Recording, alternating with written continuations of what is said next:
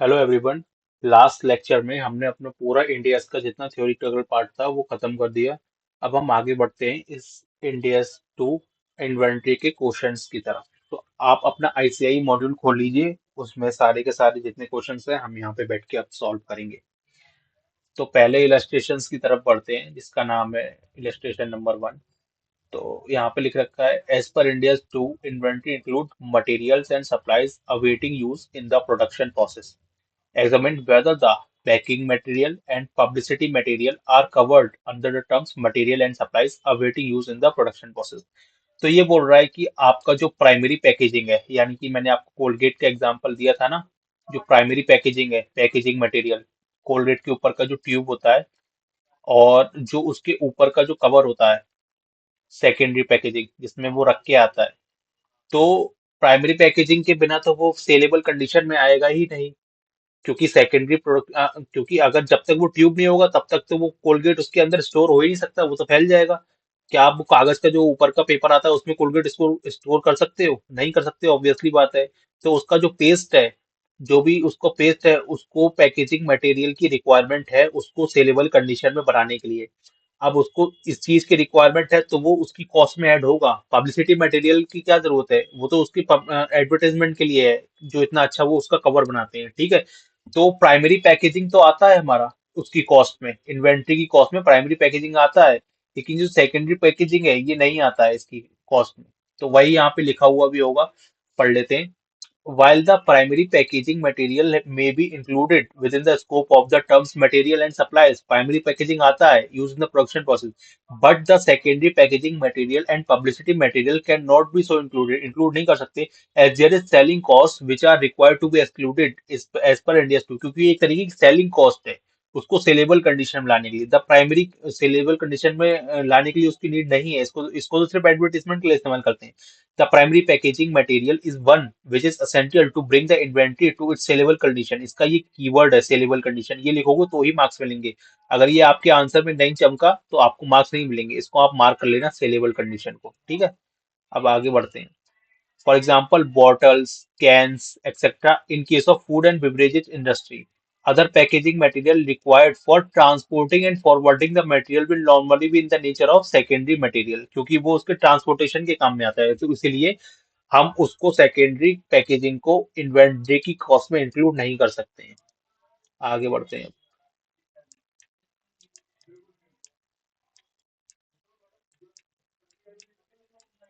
Second station की तरफ बढ़ते हैं। ABC Limited buys goods from the overseas supplier. It has recently taken a delivery of 1000 units of component X. The quoted price of the component X was 1200 per unit। 1200 per unit का है। But ABC Limited has negotiated a trade discount of 5 rupees due to size of the order। Order size ज्यादा होगा तो इसमें क्या है, trade discount मिल गया 5%। The supplier offer an early settlement discount of 22% for payment within 30 days and ABC intends to achieve this। ठीक है। Import duties, basic custom duties of 60 per unit must be paid before the goods are released through custom। Once the goods are released through customs, ABC Limited must pay a delivery cost of 2000 to have the components taken to its warehouse। तो ये ठीक है, supply से ware house ले जाने तक का खर्चा ये आएगा ट्रांसपोर्टेशन कॉस्ट में। और ये हमारा टैक्सेस होगा जो कि नॉन रिफंडेबल है। बेसिक कस्टम ड्यूटीज हमारे नॉन रिफंडेबल टैक्सेस होगा, ये भी ऐड होते हैं। और ये तो हमारा परचेज प्राइस है ही 1200। लेकिन इसमें क्या है, डिस्काउंट मिल रहा है कितने का, 5% का डिस्काउंट है, ठीक है। लेकिन ये जो हमारी टर्म ये जो लाइन दे रखी है क्वेश्चन में, तो supplies offers an early settlement discount of 2% for payments within 30 days and ABC Limited intends to achieve this। इसकी हमें कोई इंफॉर्मेशन नहीं दे रखी कि क्या पेमेंट 30 दिन में हुआ कि नहीं हुआ। लेकिन इसमें दे रखा है इंटेंस टू अचीव दिस। लेकिन इससे कोई फर्क नहीं पड़ता है कि हमारी इंटेंशन क्या है। हमें सिर्फ ये देखना है कि पेमेंट 30 डेज में हुआ है कि नहीं हुआ है। इंटेंशन तो हर किसी की होती है कुछ ना कुछ, लेकिन पेमेंट करा है कि नहीं किया है वो इसमें मेन है, ठीक है। तो अब इस क्वेश्चन को सॉल्व करते हैं। इसमें हमें सिर्फ कॉस्ट ऑफ इन्वेंट्री फाइंड करनी है, इससे ज्यादा कुछ नहीं। तो ये आ जाएगा हमारा परचेज प्राइस। अब देख लेते हैं क्या होगा। परचेज प्राइस कितना था, 1200। इसमें -5% जो इसका ट्रेड डिस्काउंट है वो वन मल्टीप्लाई 1000 यूनिट्स। ठीक है, एक मिनट।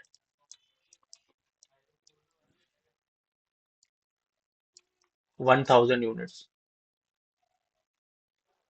तो ये कितना हो जाएगा, एक मिनट में कैलकुलेट कर लूँ। 1200 -5% इंटू 1000, तो ये 11,40,000 आ जाएगा। 11,40,000। और इसमें क्या दे रखा था, 60 रुपीज पर यूनिट हमारा बेसिक कस्टम ड्यूटी था, तो वो भी इसमें ऐड होगा, प्लस बेसिक कस्टम ड्यूटी,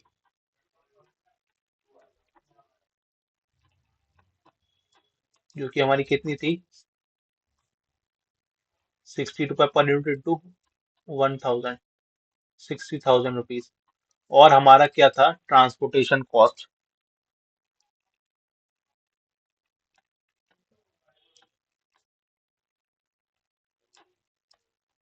कितना था, 5,000 रुपीज। तो जब इसको टोटल करोगे तो इसका टोटल आएगा 60,000 प्लस 5,000, 12,05,000। तो ये हमारी क्या हो जाएगी, कॉस्ट ऑफ इन्वेंट्री।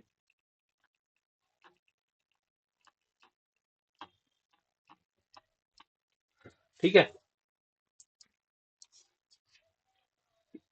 और इसका कोई रेलिवेंस नहीं है, सिर्फ आपको पागल बनाने के लिए दे रखा है। यहाँ पे भी लिखा हुआ है, no intention, the intention to take settlement discount is irrelevant, उसका कोई यूज नहीं है, इररेलेवेंट है वो। आगे बढ़ते हैं। A business a business plans a business plans for production overhead of 10 per annum. The normal level of production is 1 lakh per unit. Due to supply difficulties, the business was only able to make 7,500 units. The other cost was per unit were 126। ठीक है, 75,000 units बनाई, बननी कितनी चाहिए थी, 1 लाख। तो हम इसका जो फिक्स प्रोडक्शन ओवरहेड है, उसमें हम कितना लेते थे, नॉर्मल और actual whichever is higher. तो हायर कितना है, 1 लाख यूनिट, जो कि नॉर्मल प्रोडक्शन है। तो हम इसका फिक्स ओवरहेड्स निकाल लेते हैं। ठीक है, फिक्स ओवरहेड्स कितना आएगा इसका, जो भी हमारा खर्चा हुआ यानी कि 10 लाख रुपए, अपॉन में हम क्या लेंगे, नॉर्मल और actual whichever is higher production overhead में। ठीक है, तो सबसे पहले लिख लेते हैं इसका प्रोडक्शन ओवरहेड। प्रोडक्शन ओवरहेड क्या आएगा इसमें, 10 लाख डिवाइड बाय 1 लाख। ठीक है, तो ये कितना आ जाएगा, 10 रुपीज आ जाएगा, प्लस इसकी अदर कॉस्ट कितनी थी,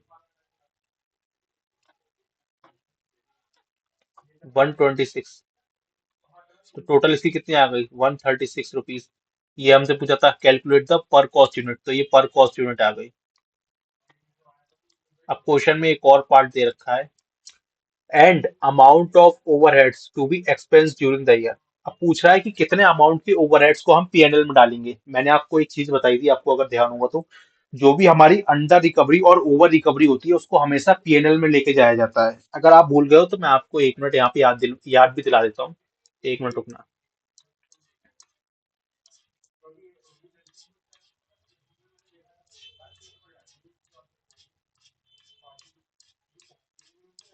ये देखिए, इसको थोड़ा जूम कर लेते हैं। ये देखिए, यहाँ पे मैंने आपको दिखाया था, ये है जो फिक्स कॉस्ट अनअब्जॉर्ब है, उसको क्या करेंगे, एक्सपेंस का खर्चा मान के पीएनएल में डाल देंगे। और जो फिक्स कॉस्ट हमारी ओवर रिकवरी की है हमने, उसको क्रेडिट साइड में पीएनएल में डाल देंगे। तो ठीक है, अब हम इसको देखते हैं, इसको कहाँ पे डालना है। इसको थोड़ा जूम कर लेते हैं।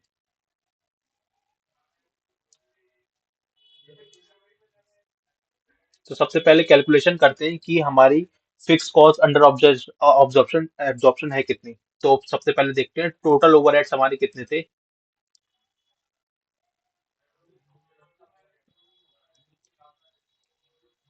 टोटल प्रोडक्शन ओवरहेड कितने थे, 10 लाख रुपीज की। इसमें से हम माइनस करेंगे कितने, जो कि एक्चुअल हुए। तो ठीक है, एक्चुअल कितने हुए, एक्चुअल यूनिट कितनी थी, एक्चुअल यूनिट कितनी बनी थी, actual actual amount, actual production overhead कितने हो जाएंगे ये, 75,000 यूनिट बनी। और एक यूनिट को बनाने में कितना खर्चा आया? 10 रुपए, तो 7,50,000 ये हमारा एक्चुअल खर्चा हुआ। तो जो आंसर आएगा इसका वो आएगा 2,50,000 की क्या हुई? अंडर रिकवरी हुई। ये क्या है? Under recovery. इसको हम क्या करेंगे? P&L में डेबिट साइड चार्ज कर देंगे। ठीक है। वहीं अगर ज्यादा यूनिट बनती तो हमारा फायदा हो जाता, ओवर रिकवरी हो जाती, तो हम उसको क्रेडिट साइड में डाल देते। ठीक है। ये इसका आंसर हो गया। ठीक है, 136 ये आ गया, और 2,50,000 इसको the amount of not absorb into the inventory 2,500 has not been included in inventory is expense during the year that is recognised in the statement of profit and loss. ठीक है। अब नेक्स्ट क्वेश्चन पढ़ते हैं।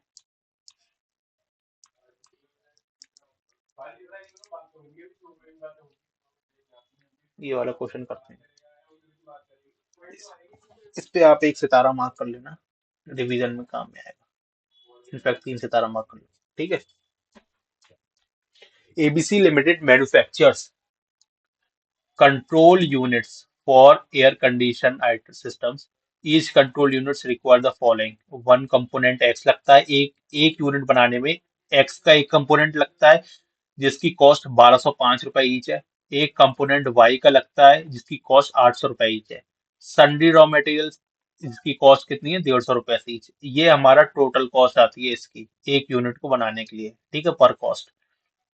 और क्या दे रखा है? The company incurs the following monthly expenses. Factory rent देती है 16,500। एनर्जी कॉस्ट आती है 7,500 रुपए। सेलिंग एंड एडमिनिस्ट्रेटिव कॉस्ट आती है जो कि आती है 10,000।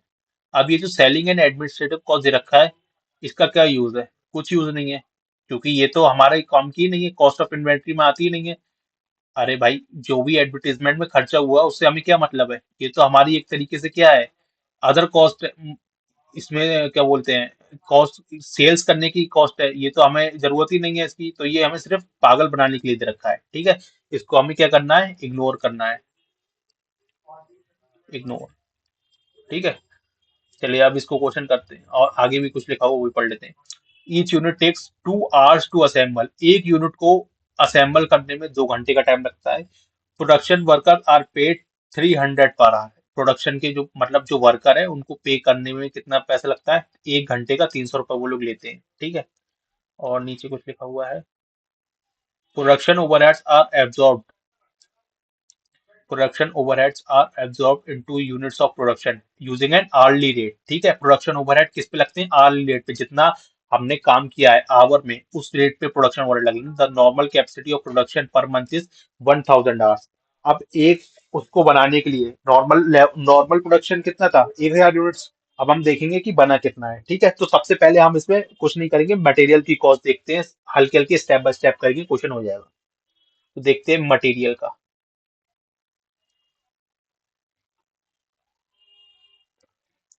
कंपोनेंट एक्स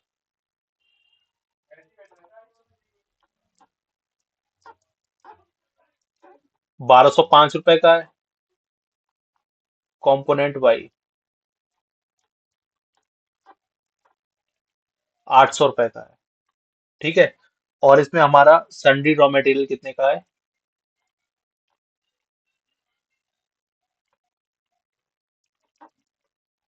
150 रुपए का।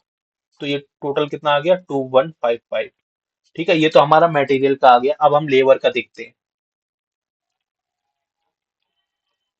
लेबर का कितना है? 2 घंटे उसने बोला था लगता है। कितना? 2 hours इंटू 300 रुपए। एक यूनिट का हम ये निकाल रहे हैं, फॉर 1 यूनिट। ठीक है। तो ये कितना हो जाएगा? 600 रुपए। अब हम सबसे मेन चीज निकालेंगे इसमें, ओवरहेड। अब देखो, ओवरहेड की कैलकुलेशन कैसे होगी? जो भी हमारा खर्चा लगा पूरे साल में, जैसे कि ये है, सॉरी ये पूरे मंथ का दे रखा है, पता नहीं इसमें टाइम नहीं दे रखा है, उसको छोड़ो। फैक्ट्री रेंट कितना है? 16,500। एनर्जी कॉस्ट कितनी आई? 7,500। अभी हमारा क्या है? उसको बनाने का खर्चा है, प्रोडक्शन ओवरहेड है।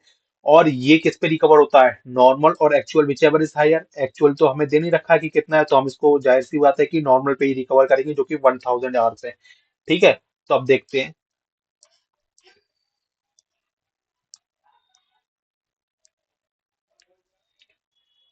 ओवरहेड। तो कितना हो जाएगा? 16,500 प्लस 7,500। इसको हम डिवाइड करेंगे किससे, 1000 आवर्स से। और ये तो 1000 आवर्स का कैलकुलेशन है ना, 2 घंटे में कितना बनाया। ये ऊपर दे रखा था ना कि जो रिकवर होगा किस पे होगा, the production overheads are recovered into units of production using an hourly rate के बेसिस पे होंगे। तो 1 आवर का कैलकुलेशन कितना होगा, वो ये है। तो ये 2 आवर का आएगा। तो कितना आ जाएगा ये, एक मिनट कैलकुलेशन कर लेता हूँ। 16,500 प्लस 7500 डिवाइड बाय 1000 इंटू 2, ये आ जाएगा 48 रुपए। ठीक है, 48 रुपए कितना हो जाएगा, 2803। ठीक है, ये पर यूनिट कॉस्ट आपका यहाँ पे आ चुका है कि इतना इतना आपको एक यूनिट बनाने के लिए कॉस्ट लगेगा। ठीक है, नेक्स्ट क्वेश्चन पे बढ़ते हैं।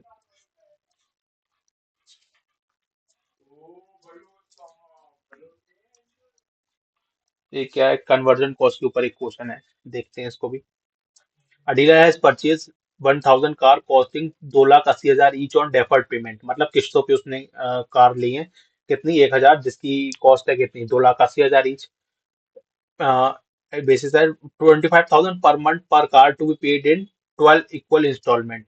अब इसमें क्या है, 25 रुपए, सॉरी 25,000 रुपए एक कार पे पे किया जाएगा एक महीने का, जो कि कितने इंस्टॉलमेंट में पे किया जाएगा, 12 इक्वल इंस्टॉलमेंट में पे किया जाएगा। तो हम इसमें देखते हैं ना कि पर कार का, सॉरी एक कार का पहले प्राइस कितना है और उस पर इंटरेस्ट कितना जा रहा है।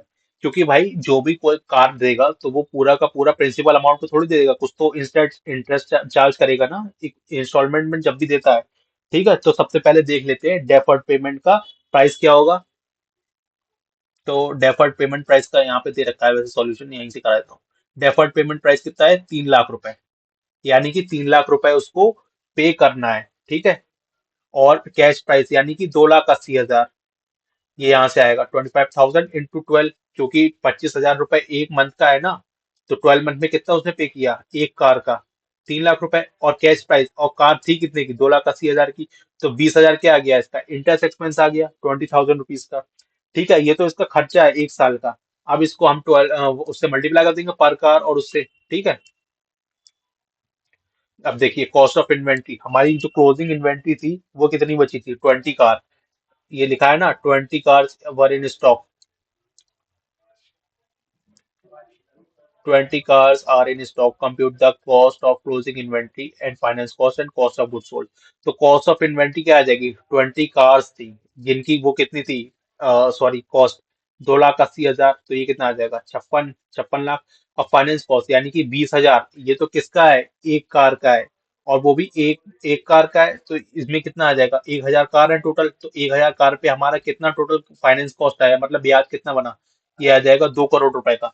और कॉस्ट ऑफ गुड सोल्ड, जब 20 कार बेच दी है, 1,000 कार थी तो बची कितनी, 980 कार, जिसका प्राइस कितना है 2,80,000। तो ये कितना आ जाएगा, 2 लाख, सॉरी 24 करोड़ 44 लाख। तो ये तो छोटा बहुत क्वेश्चन था, एग्जाम में आने के कम चांस है, लेकिन फिर भी मैंने आपको करा दिया। अब नेक्स्ट क्वेश्चन पे बढ़ते हैं।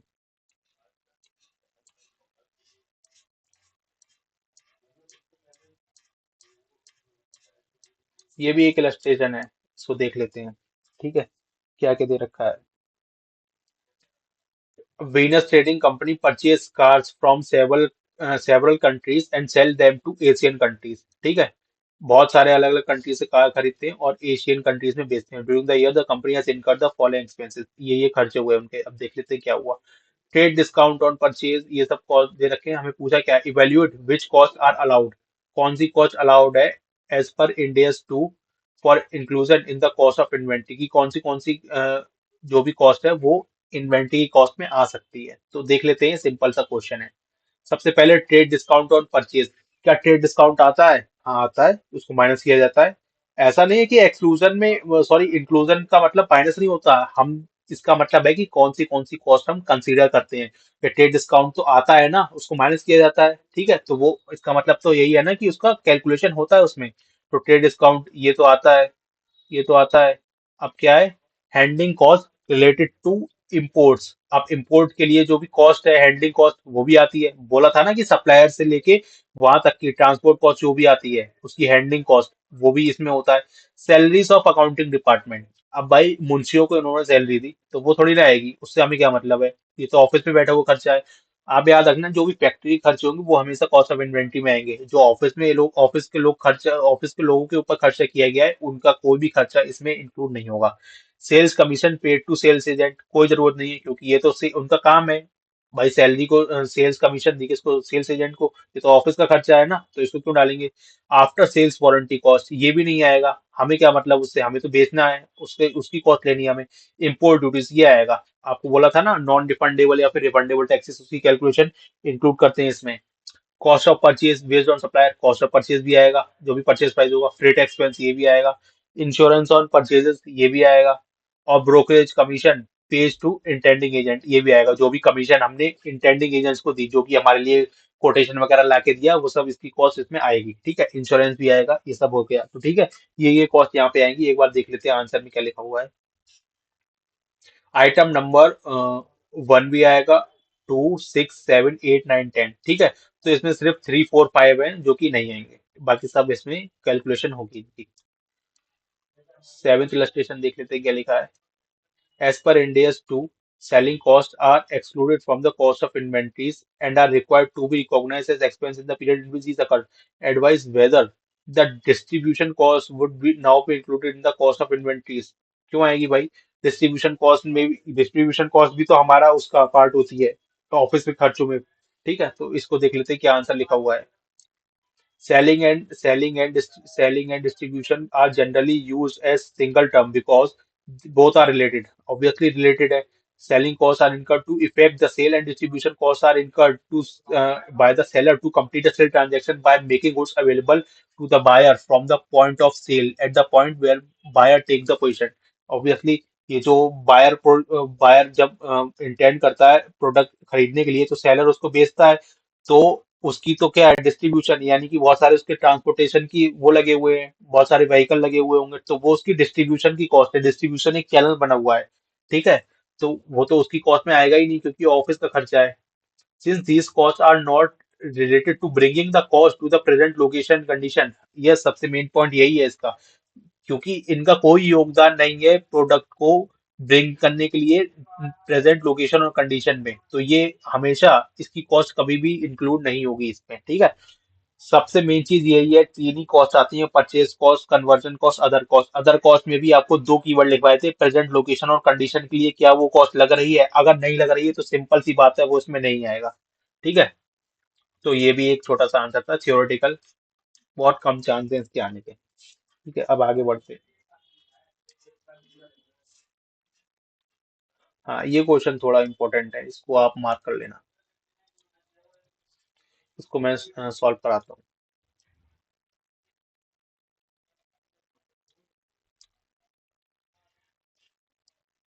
आप अपनी बुक से देख लेना क्वेश्चन। लोगों मैं एक बार पढ़ लेता हूँ। In a manufacturing process of Mars Limited, one product, one byproduct VP emerges beside two main products from scrap, apart from scrap. Detail of cost of production process are here as under. Raw material कितना है? 14,500 unit, 1.5 lakh का है। Wages 90,000, fix overhead 65,000, variable overhead 50,000। और MP market product, ये एक कोई product है जो कि बना है प्रोडक्शन प्रोसेस से, जिसकी यूनिट्स कितनी है? 5,000 यूनिट्स है। MP2 4,000 यूनिट्स है। क्लोजिंग स्टॉक कितना है इसका? इतना और इतना है। बाय प्रोडक्ट कितना बना? 2,000 units. Average market price of MP1 and MP2 is 60 per unit and 50 per unit. जो मार्केट प्राइस है किसकी? MP1 की और MP2 की, वो 60 है, एक की 50 है। By product B is sold at 20 per unit, ये 20 रुपए का बिक सकता है। There is a profit of 5,000 on sale of by product after incurring separate process charges of 8,000 and packing charges of 2,000। वो बोल रहा है कि बाय प्रोडक्ट की सेल पे एक प्रॉफिट हुआ है 5,000 का, इनकरिंग, उस उस प्रॉफिट को करने के लिए हमने एक सेपरेट प्रोसेसिंग चार्ज 8,000 रुपए लगाए थे, और पैकेजिंग चार्ज कितने? 2,000। और 5,000 रुपए हमें कहाँ से मिले? रियलाइज ऑफ स्क्रैप से। ये जो रॉ मटेरियल हमने बनाया, इसमें कुछ ना कुछ कबाड़ा निकला होगा, उसके स्क्रैप से हमें कितने मिले? 5,000 यूनिट्स। ठीक है, calculate the value of closing stock of MP1 and MP2 as on 31st March. तो ये joint product and by product वाला क्वेश्चन है, इसका मैंने आपको एक चार्ट भी बनवाया था। कोई भी एक प्रोसेस चल रहा है, एक बार फिर से बना देता हूँ। एक कोई प्रोसेस चल रहा है, ठीक है।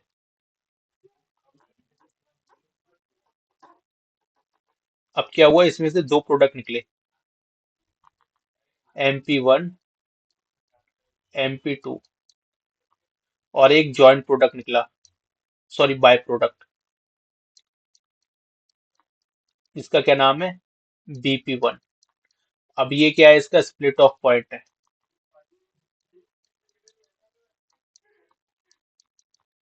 जो भी इसकी कॉस्ट है, XYZ, जो भी इसकी कॉस्ट है, वो यहाँ पे क्या हो जाएगी, इस रेशियो में, इनकी सेल वैल्यू में यहाँ पे अलोकेट हो जाएगी।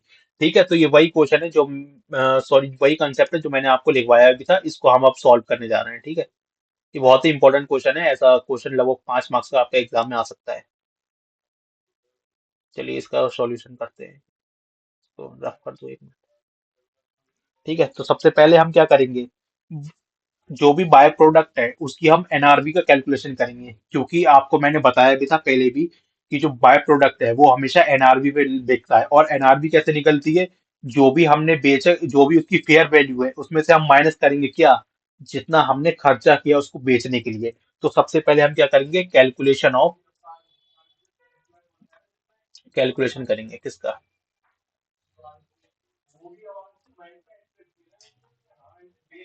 Calculation of by product, by product की कैलकुलेशन करते हैं। ठीक है, तो इसका सेलिंग प्राइस कितना था, कितने पे बिका था ये, कितने पे बिका था, 20 रुपीज पे बिका था। ठीक है, तो इसका सेलिंग प्राइस कितना था, 20 रुपीज पे बिका था। और इसकी कितनी यूनिट्स निकली थी, 2000 यूनिट्स। तो ये कितना हो जाएगा, 40,000 रुपीज। अब इसमें से माइनस क्या करना है, जो भी हमने इसका खर्चा किया, इस पे हमने कुछ खर्चा भी तो किया था ना, ये खर्चा दे रखा है यहाँ पे, separate processing charge of 8,000 and packaging charge of 20,000,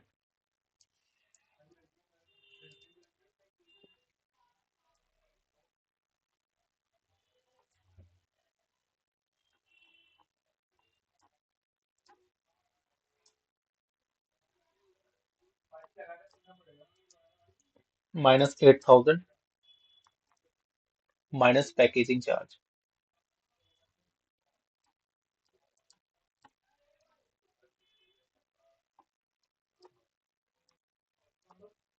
2,000। तो ये कितना आ गया, 30,000। अब ये इसकी क्या है, break, sorry, net realisable value किसकी, बाय प्रोडक्ट बी की, इसको क्या बोलते हैं, एनआरवी। ठीक है, कितनी आ गई, 30,000। अब ये तो आपको पता ही होगा कि ये इसकी फेयर वैल्यू थी,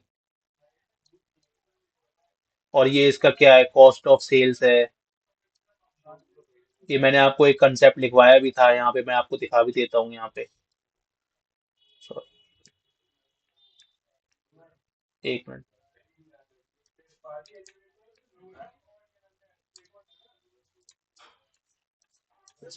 कंसेप्ट मैंने आपको लिखवाया भी था, ये होगा,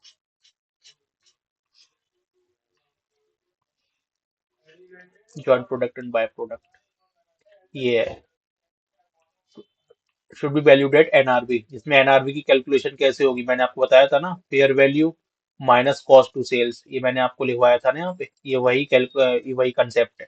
ठीक है, तो आपको अपने कंसेप्ट नोट पूरे अच्छे तरीके से बनाने हैं, क्योंकि यही आपको एट द एंड रिवीजन में हेल्प करेंगे, और यहीं से सारे कंसेप्ट बनेंगे। ठीक है, तो ये आपकी 30,000 रुपीज की आ गई, एनआरबी आ गई। अब आगे बढ़ते हैं, आगे किसकी कैलकुलेशन करेंगे। तो अब ये हमने इसकी कैलकुलेशन कर ली, अब हम निकालेंगे कि वो कॉस्ट जो कि अलोकेट होगी किसमें, इन दोनों में। ठीक है, तो इसकी कॉस्ट निकालते हैं जो कि हमें अलोकेट करनी है। तो हम calculation cost of conversion cost का हम कैलकुलेशन करेंगे,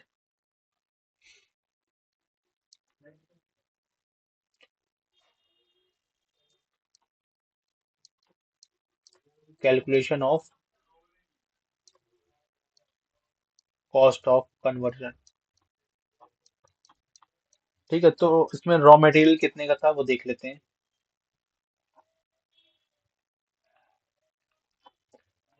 रॉ मटेरियल कितने का था, 1.5 लाख का। 1,50,000। और क्या क्या था इसमें? वेजेस होंगे, फिक्स ओवरहेड होंगे, कुछ वेरिएबल ओवरहेड होंगे।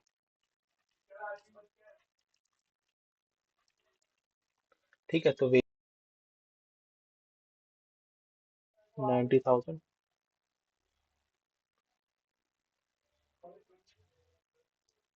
65,000, 50,000। कितना हो गया ये?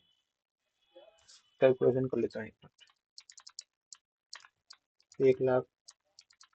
1,50,000 प्लस 90,000 प्लस 65,000 प्लस 50,000, 3,55,000। अब इसमें से माइनस करेंगे क्या? बाय प्रोडक्ट, मैंने आपको बताया था ना कि बाय प्रोडक्ट की जो फेयर वैल्यू, सॉरी, एनआरवीओ माइनस होती है, तो कितनी थी? 30,000। और इसमें से एक और चीज माइनस होगी जो आपको बताई गई थी वहां पे। एक मिनट।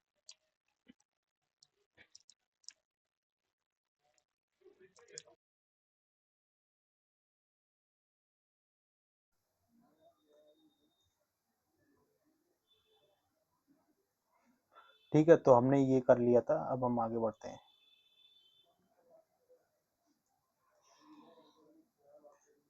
ये कितना होगा? 30 लाख रुपीज, सॉरी 30,000 रुपीज। अब इसमें से हम माइनस एक और चीज करेंगे जो कि है cell of scrap.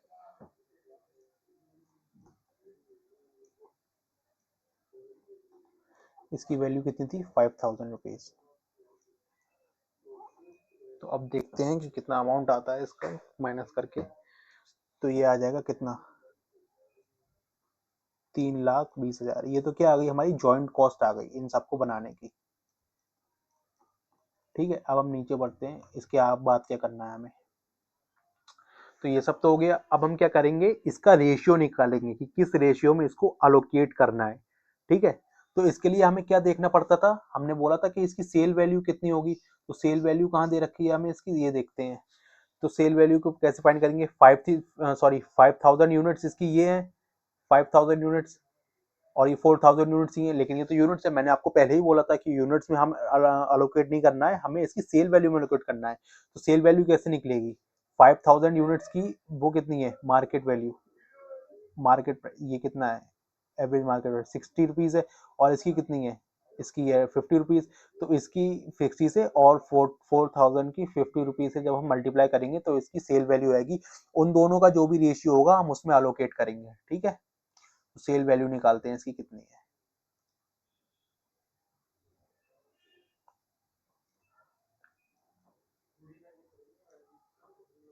Calculation of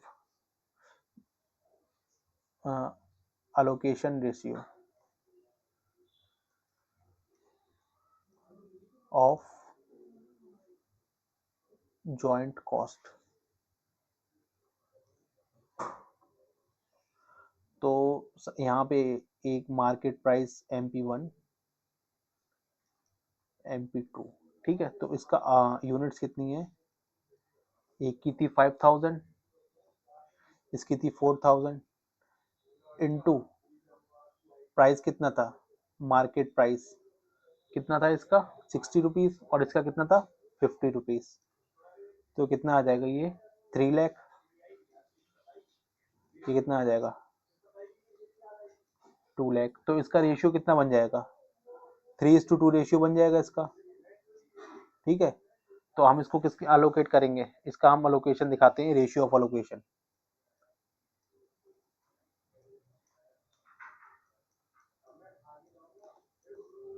is equal to 3:2। तो अब हम देख लेते हैं कि MP1 की कॉस्ट कितनी पड़ेगी। Cost allocated to MP1 which is equal to 3/5 into total cost कितनी थी? 3,20,000। इसको डिवाइड कर लेते हैं, एक मिनट। 3,20,000 डिवाइड बाई 5 इंटू 3, तो ये आ गई 1,92,000। 1,92,000। ठीक है, अब यहाँ पे देखते हैं कॉस्ट अलोकेटेड टू MP2 2/5 इसकी मल्टीप्लाई करेंगे 3,20,000 से, तो ये कितना आ जाएगा 2 इज इक्वल टू 1,28,000। ठीक है, अब हमें इसकी कॉस्ट पर यूनिट भी फाइंड करनी थी। क्वेश्चन में दे रखा था ना कि कॉस्ट पर यूनिट फाइंड करनी है। कैलकुलेट द, अच्छा क्लोजिंग स्टॉक की वैल्यू फाइंड करनी है हमें, तो ये तो सिर्फ इसकी क्या आई है, टोटल इसकी वैल्यू है ये। ठीक है, तो अब हम इसको क्या करेंगे, इसका पर यूनिट कॉस्ट भी निकाल ही लेते हैं इसका। ठीक है, तो क्योंकि कैलकुलेशन ऑफ क्लोजिंग स्टॉक में काम आएगी ना, क्योंकि 192 यूनिट 192 192 1,92,000 रुपीज तो पूरे इसकी कॉस्ट है 5,000 यूनिट्स की। ठीक है, तो हमें एक कॉस्ट की यूनिट निकालनी है, cost per unit.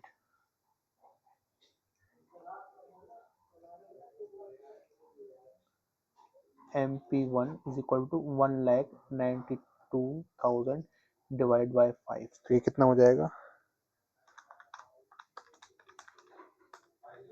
192,000 divide by 5, तो ये कितना हो जाएगा 5,000 यूनिट, सॉरी 5,000 यूनिट्स है ना, तो ये हो जाएगा 38.4 रुपीज। MP2 का निकालते हैं 1,28,000 डिवाइड बाय, इसका किससे डिवाइड करेंगे 4,000 यूनिट से, तो ये आ जाएगा कितना 1,28,000 डिवाइड बाय 4,000 इक्वल टू 32 रुपये आ जाएगा इसका। ठीक है, अब हम देखते हैं ना इसका क्लोजिंग स्टॉक कितना हो जाएगा। हमें तो अल्टीमेटली हमें क्लोजिंग स्टॉक फाइंड करना था। क्लोजिंग स्टॉक की यूनिट कितनी थी, क्लोजिंग स्टॉक की यूनिट इसकी 250 थी, इसकी 100 थी, तो क्लोजिंग स्टॉक फाइंड करते हैं।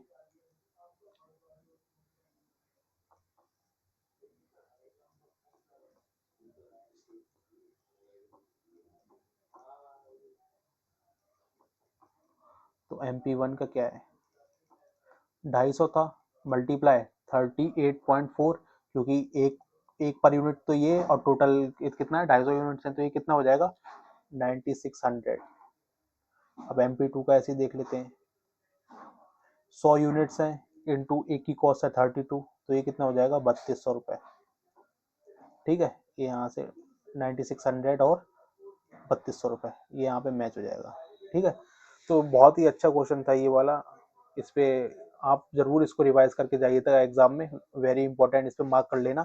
जब भी आपको रिवाइज करना हो जॉइंट प्रोडक्ट और बाय प्रोडक्ट का कंसेप्ट, तो हमेशा ये वाला क्वेश्चन आपको रिवाइज करना ही करना है। ठीक है, अब हम नेक्स्ट क्वेश्चन की तरफ बढ़ते हैं।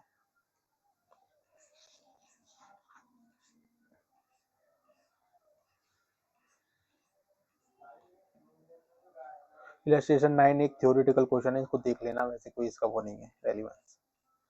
प्रैक्टिकल क्वेश्चन पे ज्यादा अपन लोग का फोकस रहेगा।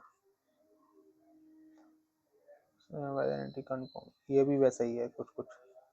ये वाला क्वेश्चन करते हैं 11th। ठीक है, मरकरी लिमिटेड वाला। Mercury limited uses and periodic inventory system, periodic inventory system follow करती है। ठीक है, तो the following relates to 2021 and 22। तो अप्रैल के मंथ में इसकी इन्वेंट्री कितनी थी 200, ये इसका ओपनिंग स्टॉक है, जिसकी कॉस्ट कितनी 10, और टोटल कॉस्ट कितना हो जाएगा ये।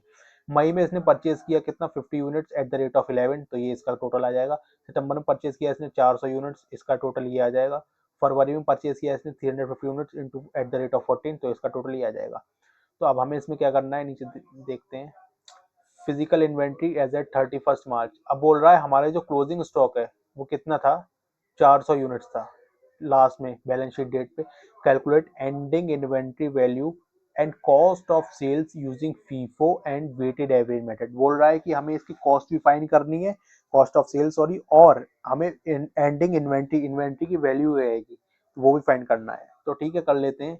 इसमें क्या है, सबसे पहले हम फीफो से करेंगे, फीफो फीफो वाले से। तो फीफो का मतलब होता है फर्स्ट इन फर्स्ट आउट, जो पहले आया वो पहले गया। तो इन्वेंट्री कितनी थी, सबसे पहले 200 थी, फिर 550 परचेज हुई, फिर 400 परचेज हुई, फिर 350। अब यहाँ पे मेन चीज ये है कि सेल कितना, सॉरी लास्ट में बचा कितना है। तो बचा है हमारा कितना 400 यूनिट्स, मतलब 600 यूनिट सेल हो गई। तो 600 यूनिट्स में से यहाँ से कितना गया, देखो 600 यूनिट्स तो सेल हो गई ना, तो ये तो पूरा ही चला जाएगा। 200 यूनिट्स एट द रेट 10, ये पूरी चली गई। अब 50 यूनिट्स और चली गई, तो कितनी टोटल चली गई 350 यूनिट। अब 350 यूनिट चली गई, अब 400 ये है, अब अगला नंबर इनका आएगा कि क्योंकि पहले ये बिकेंगी, तो 400 में से 350 यूनिट चली जाएंगी, तो यहाँ पे कितना बचेगा, 50 यूनिट्स बचेंगी एट द रेट ऑफ 12, जिसकी वो कितनी आ जाएगी, 12×5 = 60, तो 600 रुपए, और ये तो पूरी रहेंगी रहेंगी, तो कितना हो जाएगा ये 4900 रुपए। तो हम इसको कैलकुलेट कर लेते हैं कि ये कितना हो जाएगा, तो ये कितना हो जाएगा 5500। तो यही हमारा फीफो की अकॉर्डिंग आंसर आ जाएगा, क्या कि 50 units at the rate of 12 is equal to 600, और 350 units at the rate of 14, ये कितना हो जाएगा 4900, तो ये कितना हो जाएगा 5500। अब हमें क्या फाइंड करना है, कॉस्ट ऑफ सेल्स, तो कॉस्ट ऑफ सेल्स तो ईजी है फाइंड करना, 5,50,000 का हमारा बचा है, और टोटल सेल कितनी हुई, इतने की सेल हुई होगी ना, टोटल कॉस्ट इसकी ये है, ठीक है, तो अब बचे कितने कॉस्ट ऑफ सेल्स, 12,250 माइनस इसमें करेंगे 5500, ठीक है, तो कितना आ जाएगा 6750 आ जाएगा इसका, ठीक है, देख लेते हैं। अब फीफो के बाद इसमें क्या आएगा, वेटेड एवरेज, वैसे ही वेटेड एवरेज कर लेते हैं इसका, वेटेड एवरेज में क्या होगा,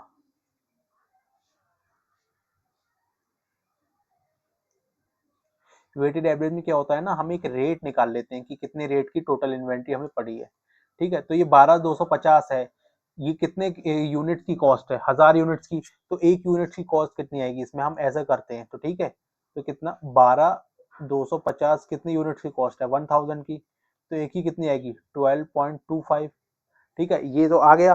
अब इसका क्लोजिंग स्टॉक को फाइंड करने का सबसे इजी तरीका है, तो 12.25 मल्टीप्लाई, बची कितनी यूनिट्स 450, इसको इससे डिवाइड कर देंगे, तो ये हमारा क्या आ जाएगा, क्लोजिंग स्टॉक 12.25 इंटू 450, कितना आ गया 5512.5, एक मिनट, 12.50 इंटू, सॉरी 400 यूनिट्स थी, 5000, 400 यूनिट्स थी, ये कितना हो गया 5000 रुपीज। अब इसका कॉस्ट टू सेल्स कैसे निकालेंगे, टोटल 12,250 था, तो ये कितना आ जाएगा, माइनस कर देंगे 5000, 12,250 माइनस 5000, कितना आ जाएगा 7,350,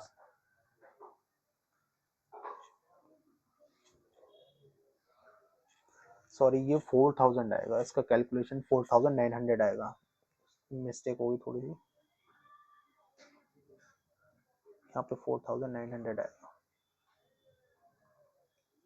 ठीक है, तो ये आपकी कैलकुलेशन यहाँ पे पूरी हो जाएगी, 12.25 इंटू 400, 4900 आएगा, ठीक है, तो ये अपना यहाँ ये भी क्वेश्चन एक पूरा खत्म हो गया,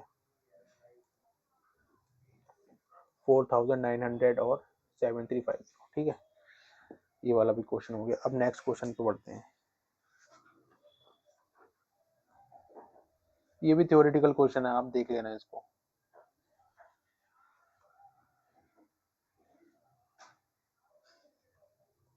ये वाला क्वेश्चन करते हैं अब 13 वाला। ABC limited manufactures and sells paper envelopes, paper envelopes बनाते हैं, the stock of paper envelopes was included in the closing inventory as on 31st March at a cost of 50 per pack. During the final audit, the auditors noted that the subsequent sale price for the inventory at 15 April 2021 was 40 per pack. Furthermore, inquiry reveals that during the physical stock take, a water leakage has created damage to the paper at the glue and the glue. Accordingly, in the following week, ABC Limited has spent a total of 15 per pack for repairing and reapplying glue. Calculate the net realizable value and inventory loss down account. ठीक है, तो इसमें क्या करना है, net realisable value find करनी है सबसे पहले, तो नेट रिलाइजेबल वैल्यू क्या होगी, हमारा जो भी पर पैक का कॉस्ट आया, मान लो 40 रुपीज पर पैक है, 40 रुपीज पर पैक, ये तो हमारा क्या है एनआरबी है, अब इसमें से माइनस भी तो करेंगे कि हमारा कितना खर्चा हुआ, तो एनआरबी कैसे निकलेगा, 40 रुपीज हमारा वो था, और इसमें से 15 हमारा एक्सपेक्टेड है कि और लॉस होगा, तो कितना हो गया 25 रुपीज हो गया, ये हमारी क्या हो गई एक तरीके से एनआरबी हो गई, तो हम किस पे रिकॉर्ड करेंगे इसको, कॉस्ट और NRB which ever is lower, तो इसमें क्या हो गया 25 की इसकी एनआरबी हो गई, और इन्वेंट्री लॉस डाउन अमाउंट हमें फाइंड करना है, तो इन्वेंट्री लॉस डाउन अमाउंट कैसे होगा, मान लो वो आइटम 50 रुपए का था, और लेकिन अब कितना का हो गया, हमने अपनी बुक्स में रिकॉर्ड कर रखा है 25 पे, तो ये इन्वेंट्री जो लॉस डाउन है इसको हमें वो भी तो करना पड़ेगा, पीएनएल में एक्सपेंस भी डालना पड़ेगा, एक अकाउंट फैंसी नाम था ना उसका जो मैंने आपको बताया था, कि P and L account debit to provision for written down in the value of inventory account, तो वो एंट्री यहाँ पे पास हो जाएगी। सिंपल सा क्वेश्चन है, ठीक है। और बाकी क्वेश्चन जो है वो हम नेक्स्ट वीडियो में करेंगे, अपने नेक्स्ट वीडियो में मोस्टली प्रोबेबली सब क्वेश्चन आपके खत्म हो जाएंगे, ठीक है।